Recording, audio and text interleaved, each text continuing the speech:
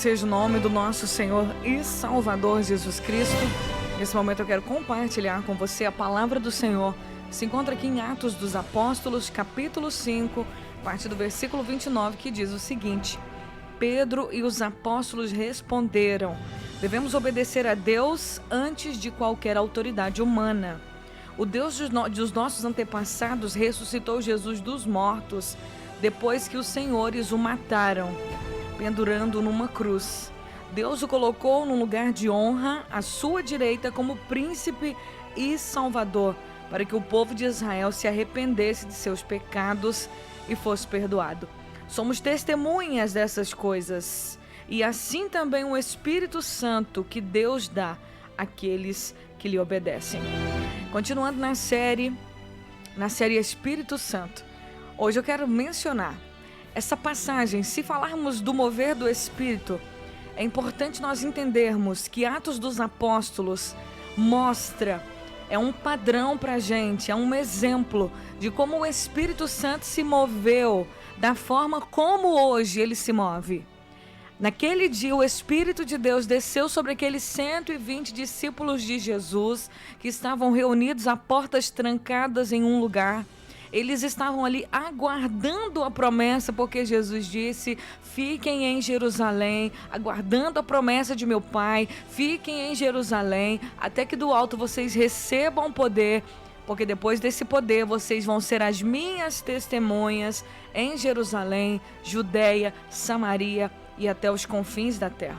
E os discípulos começaram a fazer a obra de Deus. Logo em seguida da descida do Espírito Santo em Pentecostes, Pedro, cheio do Espírito Santo com ousadia, pregou, 3.000 almas se converteram.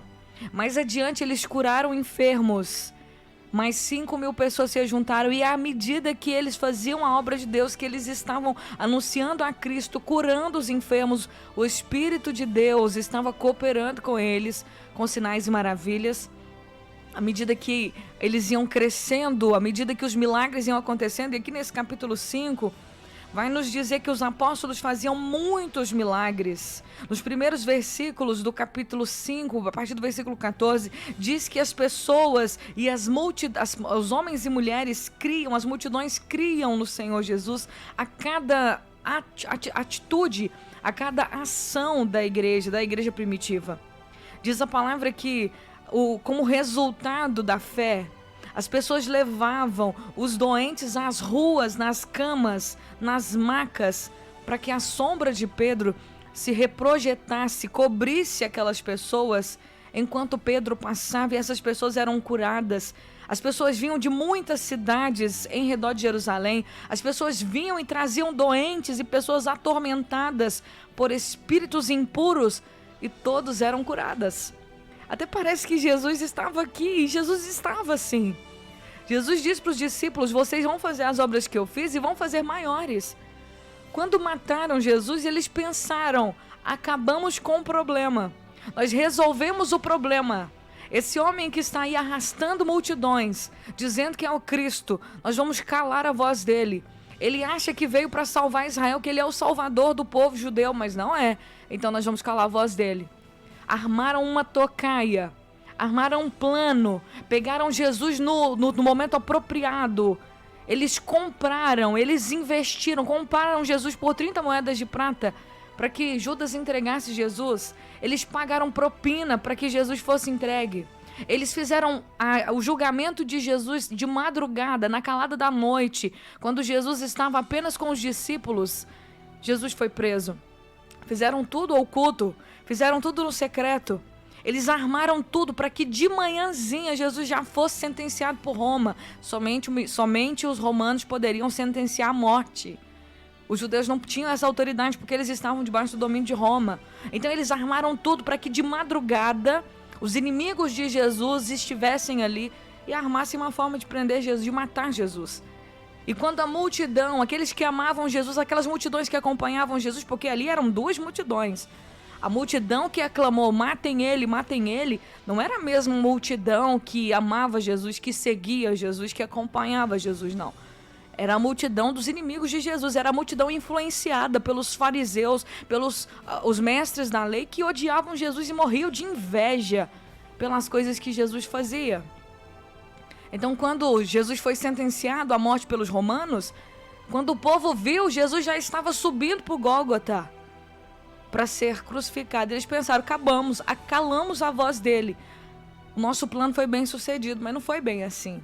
Jesus ressuscitou ao terceiro dia. Jesus subiu aos céus. E o que Jesus começou a fazer?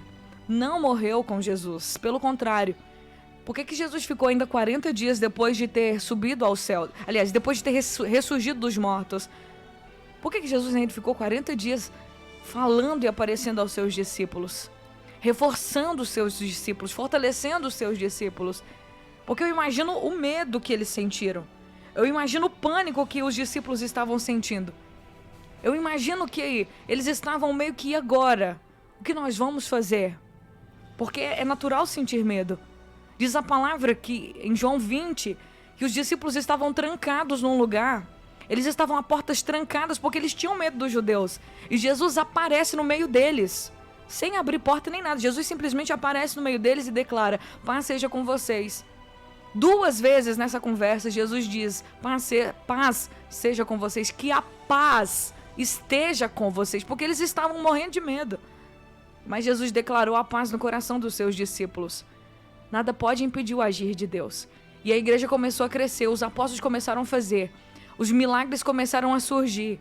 E diz a palavra aqui no versículo 17 do capítulo 5, que por causa desses milagres, porque as multidões ainda vinham para Jerusalém, ainda as pessoas estavam vindo, os doentes estavam vindo, os enfermos estavam vindo, ou seja, aquilo que Jesus fazia não parou. Agora quem fazia era mais, haviam mais pessoas fazendo. Os discípulos de Jesus estavam reprojetando os seus sinais, estavam fazendo o que Jesus estava fazendo. E diz que no versículo 17, os sumos sacerdotes, os líderes ali daquele tempo, tomados de inveja, o sumo sacerdote e seus oficiais, que eram saduceus, prenderam os apóstolos e os colocaram numa prisão pública. Um anjo do Senhor, porém, veio durante a noite, abriu as portas do cárcere e levou os apóstolos para fora. E disse: vão ao templo e transmitam ao povo a mensagem de vida. Olha só para vocês verem, o sacerdote e os oficiais prenderam os apóstolos que estavam curando e fazendo milagres. O anjo do Senhor desceu na prisão, tirou eles da prisão e falou assim: vão para o templo e continue pregando a mensagem. Os guardas ficaram sem saber o que tinha acontecido. Olha, o que aconteceu? As portas estavam trancadas, os guardas estavam vigiando do lado de fora. Ninguém abriu a porta, mas também não tem ninguém dentro da cadeia. Deus tirou eles de lá, gente, sem abrir prisão nem nada. Deus simplesmente tirou os apóstolos lá de dentro. E quando os apóstolos saíram, foram para o templo pregar. E de repente está todo mundo falando com os sumos sacerdotes: olha, aqueles homens que você prendeu ontem estão pregando lá no templo. E quando eles chegaram lá, eles falaram com os apóstolos: quem mandou vocês continuar falando desse Jesus? Nós não falamos para vocês que não é para vocês falarem desse Jesus? Que não é para vocês ficarem enchendo Jerusalém com esse ensino? Vocês ainda estão querendo responsabilizar a gente pela morte desse Jesus? E eles eram os culpados pela morte de Jesus. Mas eles estavam ali: vocês querem responsabilizar a gente pela morte dele? Vocês estão falando que foi a gente que matou esse Jesus? E aí o apóstolo Pedro diz: nós devemos obedecer a Deus antes de qualquer autoridade humana. É a Deus acima de tudo. Mais importa obedecer a Deus do que qualquer homem. É isso que o apóstolo Pedro estava dizendo a ele. E o apóstolo Pedro começa a dizer que o Espírito Santo estava dando a eles a capacidade para testemunhar. O Espírito Santo estava movendo para que eles testemunhassem. E é interessante nós entendermos que o Espírito Santo é dado para quem obedece à palavra de Deus. Ele disse: nós somos testemunhas de que Jesus ressuscitou. Nós somos testemunhas. E o Espírito Santo também é testemunha. E o Espírito Santo é dado àqueles que lhe obedecem. Nós estamos falando do Espírito Santo esses dias. E nós precisamos, mais do que nunca, nessa geração, sermos cheios do Espírito Santo, para falar movidos pelo Espírito Santo, para orar movidos pelo Espírito Santo, para fazer as coisas movidas pelo Espírito Santo. E de repente agora eles estavam aqui, os apóstolos estavam estavam numa reunião onde eles estavam planejando matar os apóstolos. Eles queriam matar os apóstolos. Levaram os apóstolos presos de novo e colocaram eles ali numa assembleia para poder decidir o futuro dos apóstolos. Nós vamos matar eles, eles estavam querendo matar os apóstolos, e de repente se levanta no meio daqueles fariseus um homem chamado Gamaliel. Ele era um fariseu, um especialista da lei, ele era um homem respeitado pelo povo, e o Gamaliel começa a falar com aquelas pessoas: olha, cuidado com o que vocês planejam fazer com esses homens. Lembrem que algum tempo atrás surgiu um tal de Teudas. Esse homem afirmava que era importante.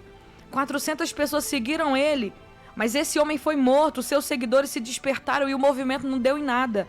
Depois levantou em outra época, na época do censo, um Judas da Galileia, que fez muitos seguidores. Ele também foi morto, o seu grupo se dispersou. Aí o versículo 38 diz: portanto, meu conselho é que deixem esses homens em paz e os soltem. Se o que planejam e fazem é meramente humano, logo serão frustrados. Mas se é de Deus, vocês não serão capazes de impedi-los, pois até pode acontecer de vocês acabarem lutando contra Deus. E aqueles líderes aceitaram o conselho de Gamaliel e deixaram os apóstolos em paz depois de açoitá-los. E quando os apóstolos saíram daquela reunião, quando eles saíram daquele lugar onde eles estavam sendo julgados, eles saíram felizes, porque eles apanharam por causa de Jesus. Eles saíram felizes, porque foram achados dignos por Deus de passarem humilhação por causa de Jesus. E o que eu quero dizer para você: agindo Deus, ninguém impedirá. Nessa hora, esse homem sábio, chamado Gamaliel, que era fariseu, ele diz: cuidado, se o que esses homens estão fazendo é meramente humano, vai acabar. Mas se é de Deus, ninguém pode impedir. E se vocês insistirem, vocês podem acabar lutando contra Deus. E eu vou dizer para você, não existe uma pessoa que lutou contra Deus e conseguiu prevalecer. Ninguém prevalece contra Deus. Povo de Deus, coloque isso no seu coração. Ninguém prevalece contra Deus. Agindo Deus, ninguém pode impedir. Não existe homem, não existe porta, não existe autoridade, não existe exército, não existe ninguém que possa impedir o agir de Deus. Então nós precisamos compreender que nós precisamos ser cheios do Espírito Santo para impactar a nossa geração.